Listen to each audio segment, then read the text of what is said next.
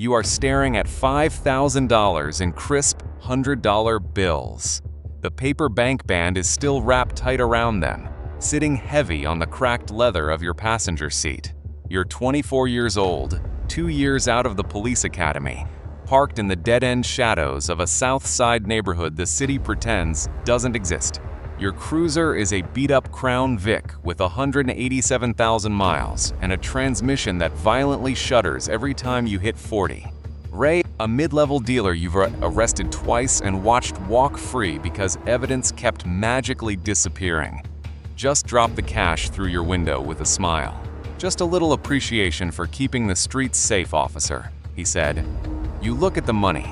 You think about your $14,000 in credit card debt, your mother's drowning medical bills, your miserable take-home pay of $2,800 a month after union dues. You sit in the dark. The heater blows air that smells like burnt oil and stale coffee. You slide the envelope under your seat. You pick up the radio and tell dispatch you're taking your meal break, but you don't eat. Level 1, the street cop. You patrol the 14th District, a concrete dumping ground for department burnouts, screw-ups, and liabilities. Out here, you aren't a shield, you're an occupying force. Your training officer, a 25-year veteran named Sergeant Callahan, handed you the real rulebook on day 1. The department doesn't care if you're honest, he told you. They care if you're loyal. Take what falls in your lap, back your partner, and shut your mouth. The only real crime out here is getting caught. The corruption doesn't start with thousands of dollars. It starts small. A free steak at the diner, a bottle of premium bourbon at Christmas, a folded $50 bill slipped into your palm during a routine traffic stop. Then the price goes up.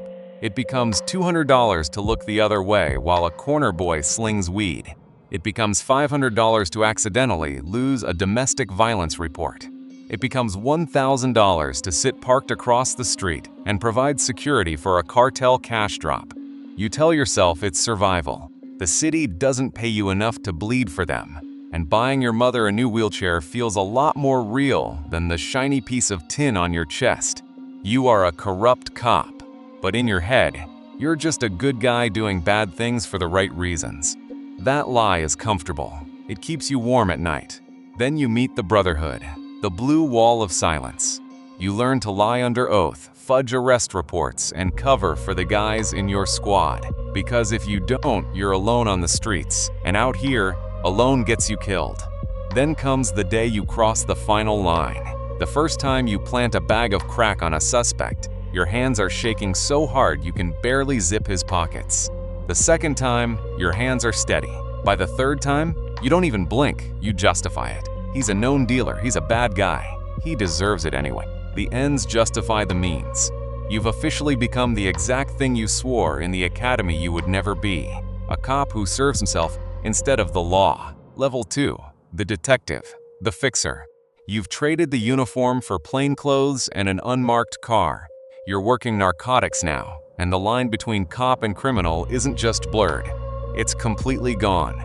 You know every stash house, every supplier, and exactly which corners are bleeding cash. Out here, knowledge is power, and power is highly profitable. You're clearing $2,000 a week in pure, untraceable drug money. In exchange, you provide protection, leak police raid schedules, and occasionally orchestrate heavily armed SWAT raids on a rival cartel's operation just to eliminate your guy's competition. You tell yourself it's just the cost of doing business. The money is too good to refuse. But the double life is rotting you from the inside out. You drink your whiskey neat, just like Callahan did, and you swallow prescription pills just to force your eyes shut at night. Your marriage is a ghost town. Your wife has stopped asking about the late nights. She doesn't ask about the rubber-banded rolls of unexplained cash in the bedroom safe. She doesn't ask who you're whispering to on a burner phone in the freezing garage at 3 a.m. The silence between you is a massive chasm, but you don't even try to bridge it. The hustle is the only thing that matters now. Then come the raids. That's where it gets truly twisted. You kick in doors with the tactical team screaming commands, zip-tying the exact same dealers who handed you an envelope 3 days ago. You log the seized bricks into evidence. You log the drug money for the department, but a heavy percentage of both goes straight into the pockets of your tactical vest. As you drag a dealer out to the cruiser in cuffs, he looks at you with pure venomous betrayal. He paid you, he trusted you. That look haunts you for about 5 minutes. Then you count the skimmed cash in the bathroom stall, and the guilt instantly evaporates.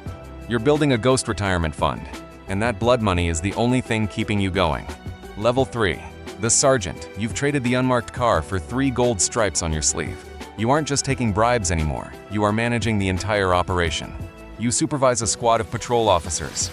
Half of them are bright-eyed, idealistic rookies. The other half are already as dirty as you. Your job is a high-wire act. Keep the honest ones completely blind, and keep the greedy ones on a very tight leash. You are officially the precinct's bagman. The dirty money flows directly through your hands. Over $10,000 a month in rubber-banded cash. You feed the captain, you pay off the lieutenants, you keep whatever is left. And what's left is a small fortune. The hustle isn't just on the streets anymore, it's institutional. The blue wall is built with brick and blood. You quickly learn to spot the Boy Scouts, the honest cops who refuse to bend. You don't threaten them. You just make their lives a living hell. You stick them on the graveyard shift. You accidentally delay their backup on dangerous calls. You isolate them until they either transfer out or quit the force entirely. The department doesn't want heroes. The department wants earners. And your squad is playing for keeps. But building this empire comes with a brutal invoice. Your wife finally filed for divorce. She took the suburban house, the kids, and half of your city pension. Now, your entire family life is reduced to alternating weekends in a diner that smells like cold grease and her deep resentment. Last Sunday, over a plate of fries, your 10-year-old son looked up at you and asked, "Dad, are you a good cop?" You looked him dead in the eye and said yes.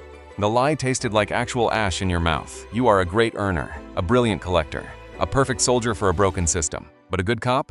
That guy died in a beat-up patrol car years ago, and you didn't even attend the funeral. Level 4, the Lieutenant. You've climbed the ladder, rung by bloody rung. You traded the gritty streets for a corner office, a secretary, and the terrifying power to make or break careers with a single signature. You now run the entire narcotics division. Every detective under your command is just as deeply compromised as you are, and you hold every single leash. The money isn't just cash stuffed in a glove box anymore. It is a staggering $50,000 a month in cartel protection, seized drug profits, and kickbacks from legitimate shell businesses. You have a Cayman Islands accountant handling the offshore wire transfers. You have a shark lawyer on retainer just for internal affairs. And you have a network of ruthless fixers for the problems that money can't erase. But with absolute power comes absolute paranoia. It's a low-frequency hum vibrating at the base of your skull 24/7. You've watched too many untouchable cops get dragged out of the precinct in federal handcuffs. You've even testified against some of your own guys, trading their futures for a plea deal to ensure your own survival. Betrayal has made you ice cold. You trust absolutely no one, not even the men you've bled with. In this office, loyalty is just a commodity you buy with cash and fear. Then, 6 months ago, the feds quietly stepped in. The FBI doesn't advertise, but you can feel the walls closing. Every phone call feels tapped. Every street informant looks like a federal rat wearing a wire. You communicate in cryptic codes, take meetings in underground parking garages, and snap burner phones in half every Tuesday. But you know it's futile. The FBI has infinite resources and infinite patience. It's no longer a question of if the indictment comes, but who flips first. Under your floorboards at home, you have a go bag. $200,000 in vacuum-sealed cash, a forged passport, and a one-way flight path to a country with no extradition treaty. It's a desperate, cinematic fantasy. You know you'll never make it to the airport. But right now, that fantasy is the only thing keeping you from putting your service weapon in your mouth. Level 5, the Chief. The unthinkable happens. You are appointed Chief of Police. But let's get one thing straight. The city's political machine didn't promote you despite your corruption. They promoted you because of it. You now command an army of 3,000 sworn officers and control a $400 million city budget.